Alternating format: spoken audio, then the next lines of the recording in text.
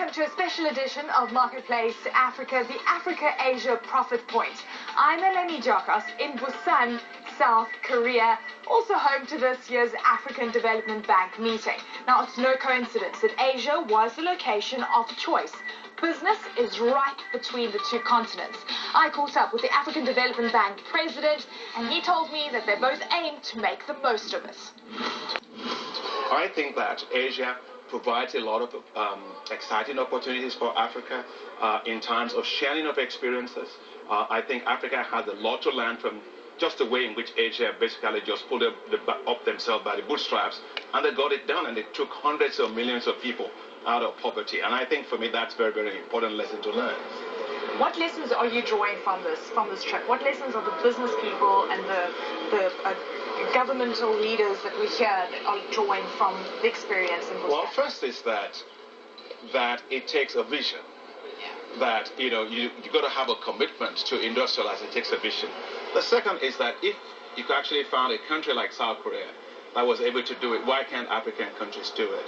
I think the other thing that's very important is that the industrialization pathways are going to be different going forward. My own view is that Africa is not a poor continent, but Africa just happens to have a lot of poor people. I think we've gotten too comfortable with poverty. It has become normal for us. I think one has to, I like Michael Jackson, song about, I'm talking about the man in the mirror, and I'm asking him to change his ways. We've got to get very... If we're going to talk about business between the two continents, China would be a good place to start. Now, according to the Chinese Ministry of Commerce, as of January this year, China both imported and exported a total of $16 billion worth of goods to and from Africa. Now, some of those imports may smell sweeter than others. When we return from shipping to seafood, things are looking profitable on the high seas. Welcome back to the special edition of Marketplace Africa, the Africa-Asia Profit Point, where we're talking business between these two continents. Now, I'm in Busan, South Korea, home to the peninsula's largest port that facilitates trade with over 100 countries around the world. And it's strategic locations like this that has helped shipping companies like Pacific International Lines literally close the geographical gap between Asia and Africa. There's just one thing you absolutely have to try. Thank you, Kamsamida. The city is famous for its grilled seafood. Fishing is part of its identity, and that's also the case for the communities that live along Kenya's Lake Victoria. Now, overfishing as well as pollution has created a problem in the industry.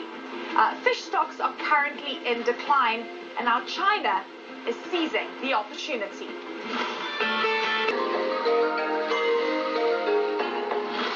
When we return, a blend of East and West like you've never seen before. Welcome back to the Africa-Asia Profit Point. I'm Elenie Giokous here in Busan, South Korea, and we've been discussing businesses that are bridging the gap between these two continents, especially when it comes to trade. Now, the macadamia nut may have originated in Australia, but it's South Africa that's cashing in. Around 95% of South Africa's macadamia nut production is exported annually, and China has been one of its best customers. As well as cultural expression here in Busan.